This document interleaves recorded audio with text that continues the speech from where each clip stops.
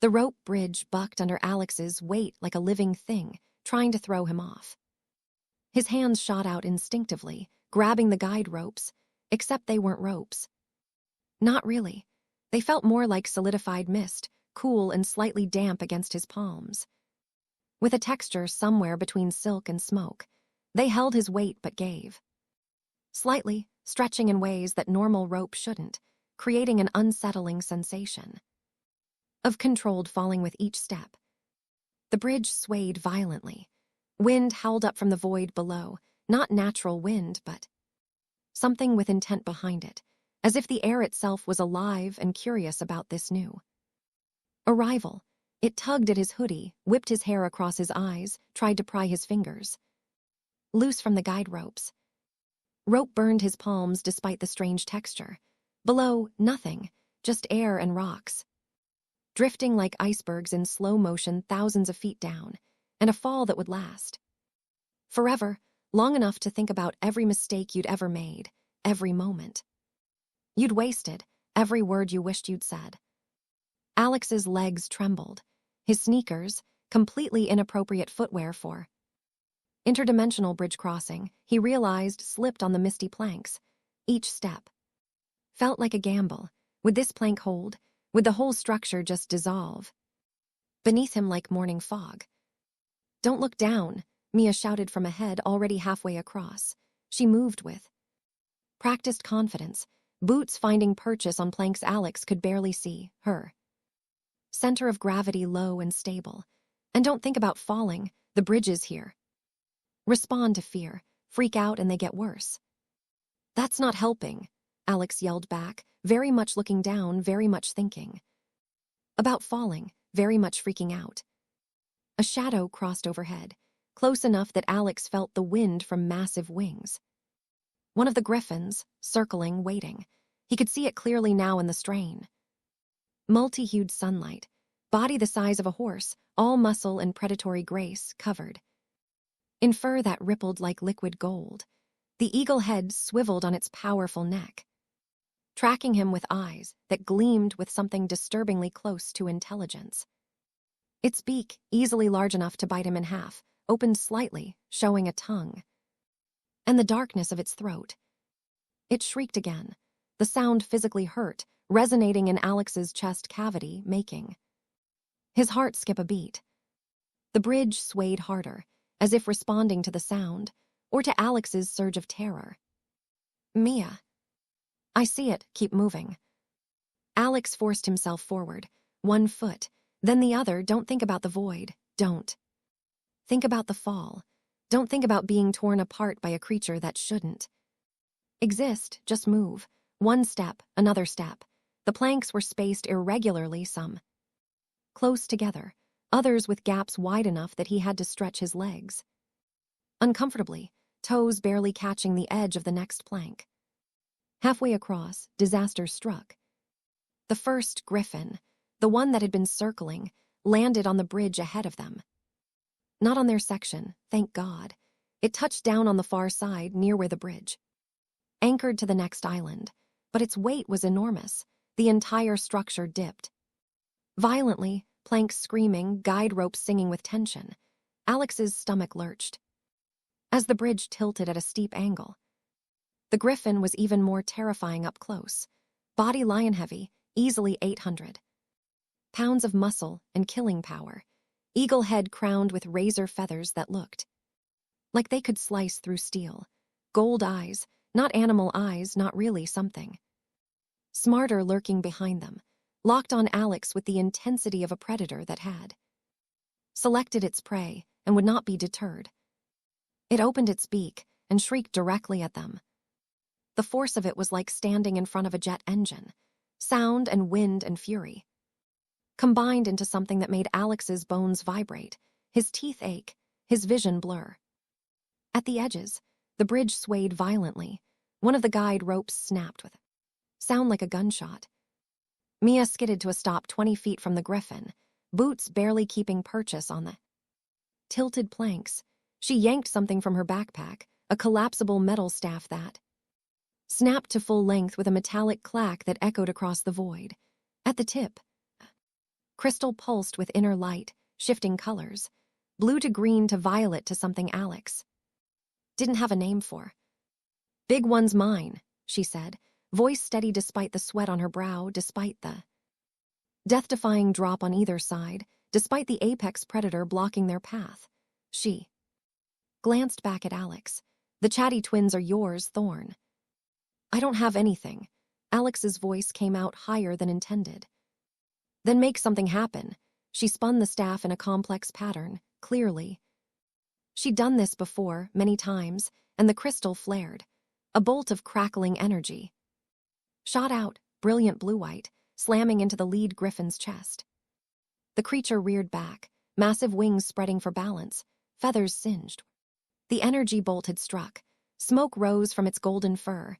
It screamed, not a hunting cry this time, but pain and rage combined.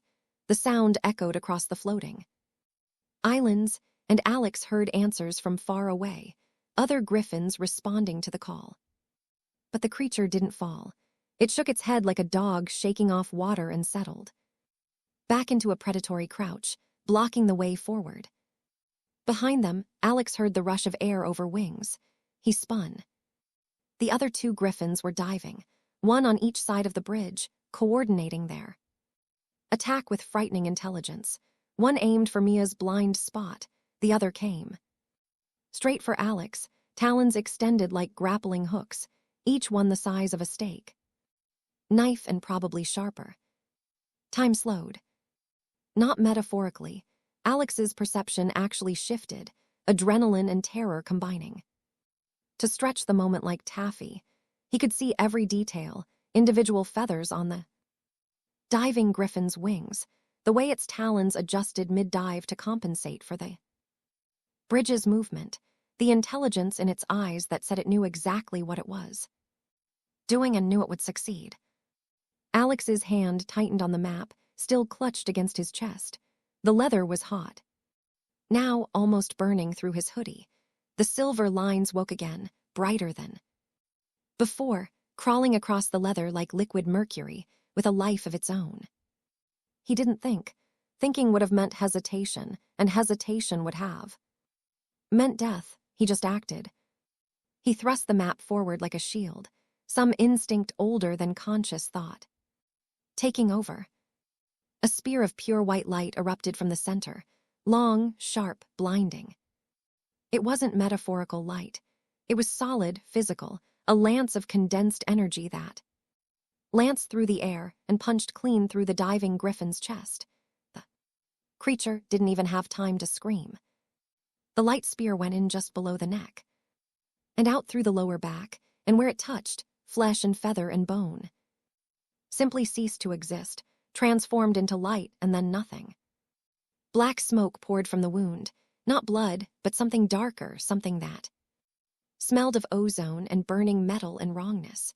The griffin let out a guttural scream that echoed across the sky, a sound of pain and confusion, and something that might have been fear. Its wings folded wrong, feathers dissolving into wisps of shadow. The massive body came apart midair, unraveling like smoke in strong wind. Within seconds, there was nothing left but dissipating darkness that blew away on the strange, multicolored breeze. Alex stared at his hand, at the map that had done that. The remaining griffins, the one blocking the bridge ahead, and the one that had been diving for Mia, froze mid-motion. Then, in perfect synchronization, they bowed. Both massive creatures lowered their heads, eagle eyes closing in submission.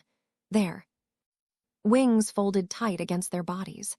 They sank to the planks, or in the case of the airborne one, it landed gently on the bridge and immediately lowered its head, in postures of absolute deference. Mia's staff lowered slowly. Her mouth hung open, goggles reflecting the dissipating light from Alex's attack. "Okay," she breathed, voice barely audible over the wind. "That's definitely new." Alex couldn't respond. His arm shook so badly he could barely keep the map raised. The leather had gone cool again, the spear vanishing as quickly as it had appeared, the silver lines fatting back to their dormant state. But he could still feel the echo of what he'd just done, the power that had flowed through him, channeled by the map but sourced from what himself, the map, something else entirely. He'd just killed something that had been alive, intelligent, possibly sapient. The griffin had looked at him, with understanding in its eyes as it died. Alex's stomach twisted. He'd never heard anything more complex than a mosquito before and now. Thorne, Mia's voice cut through his spiraling thoughts. Hey, Earth kid, look at me. He looked. Her expression was serious but not unkind. You saved our lives. That thing was going to rip you in half. You defended yourself, that's all. She paused, watching his face. First kill. He nodded mutely. Yeah, I remember mine. It sucks. You'll process it later. Right now, we need to move. Before more show up, she gestured at the two bowing griffins. Also, you just made them submit to you, which is something I've never seen before, and I've been here 8 years, so that's going to complicate things. From far away, on the darkest, most jagged island visible in the distance, a massive chunk of rock that seemed to absorb light rather than reflect it, something ancient. Stirred, Alex couldn't see it, but he felt it, a presence vast and old and hungry turning its attention toward him, eyes the color of void opened somewhere in that darkness. Whisper carried on the wind, too faint to hear clearly but bone-deep in its resonance. Bridgeborn. The word slithered through Alex's mind like cold water down his spine. Not spoken. Aloud but projected directly into his consciousness, bypassing his ears entirely. It felt like being watched by something that could see through skin and bone to the truth. Underneath. Mia grabbed his arm. Her hand was warm, solid, real, anchoring him to the present moment. We're not done, come on. They ran the rest of the bridge, the two griffins following at a respectful distance like oversized, deadly guard dogs. Their talons clicked on the misty planks, their wings rustled with barely suppressed power, but they made no move to attack, they just followed.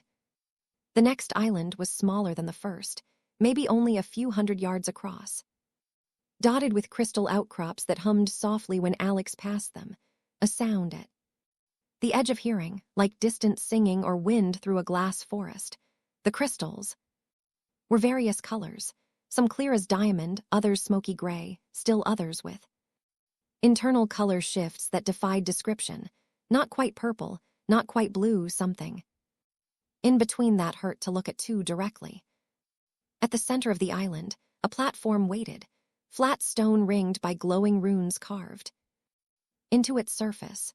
The runes pulsed with steady light, creating patterns that reminded Alex of circuit boards or perhaps magical diagrams from fantasy novels, though these felt more purposeful, more functional, like they were actively doing something rather than just decoration. A skyship hovered just above the platform, tethered by ropes of light to mooring posts. The vessel was sleeker than Alex had imagined possible, not the clunky wooden galleon he might have expected, but something that looked like a collaboration between a sailboat designer and a science fiction artist. The hull was smooth wood, inlaid with silver circuits that glowed faintly, following the grain like veins. Sails made of captured lightning crackled blue-white between masts of what looked like crystal or glass but was probably something stranger. Runes glowed under the deck planks, visible through gaps, pulsing in rhythm with the ship's gentle hovering motion. Mia vaulted aboard without breaking stride, landing on the deck with practiced ease. Borrowing this, hope the owner doesn't mind. Wait, we're stealing. Borrowing, Mia corrected, already moving to what Alex assumed was the helm. There's a difference. Besides, Kale won't care. He owes me for that time in the shattered archipelago. She glanced back. You coming or you want to wait for your new griffin buddies to get hungry? Alex climbed after her, his movements clumsy compared to Mia's fluid grace. The deck was warm under his hands, the wood smooth and almost soft, like it had been polished by centuries of wind rather than sandpaper. Silver circuits ran beneath his palms, and he could feel them humming with energy, a vibration that seemed to sync with his heartbeat. The moment his feet touched the deck, runes glowed brighter under them. The ship recognized him somehow, accepted him. Mia took the wheel, a crystal orb mounted on a pedestal at the center of the raised aft deck. She pressed her palms flat against its surface, and the ship responded. Immediately, the orb flared with inner light. The lightning sails snapped full of wind that didn't exist, crackling with increased intensity. The ship lurched forward with startling speed, lifting off from the platform and leaving the murring lights behind. They lifted off, and Alex gripped the rail, watching the island fall away. The Griffins circled once, massive wings spreading to catch thermals that shouldn't exist this high. Up, then peeled off toward the horizon, disappearing into the strange violet-tinted distance where multiple-hued sunlight bent and refracted in ways that didn't obey earthly physics. Mia exhaled properly for the first time since the bridge, shoulders dropping as tension bled out of her. She kept her hands on the crystal orb wheel, but her grip relaxed. Slightly. You okay? No, Alex said honestly, because what else could he say? His hands were still shaking, his heart was still racing. He'd just killed something with a magical map, traveled to an impossible world with 6 suns, and outrun Griffins across a bridge made of solid cloud. I just killed something with a map. You saved our lives, Mia corrected firmly. She glanced at him, her expression serious.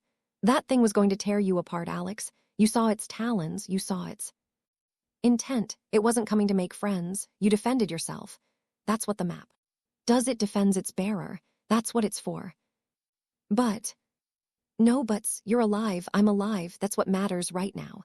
She turned her attention back to the orb, adjusting their course with subtle pressure from her palms. The existential crisis comes later. Trust me, I've been where you are. First kill is always hard, even when it's justified. But right now, we need to focus on not dying in the next hour, and that requires you to be present, not spiraling. Alex looked down at the map in his hand. It was quiet now, just leather and silver lines. Harmless looking, beautiful even, but he'd felt what it could do, the power that had flowed through it, or through him, channeled by it. He didn't understand the mechanics, but he understood the result. A living creature had been here, and now it wasn't because of him. What is this thing? He whispered. Mia was quiet for a moment, steering them through a gap between 2 smaller floating islands. The bridge, she said finally. Capital B, it's called the bridge because it connects things, worlds, dimensions, life and death, order and chaos. It's older than Elysara, older than Earth, maybe older than both put together. Your grandfather had it before you. He sealed the main portal once, bought us maybe 60 years of peace.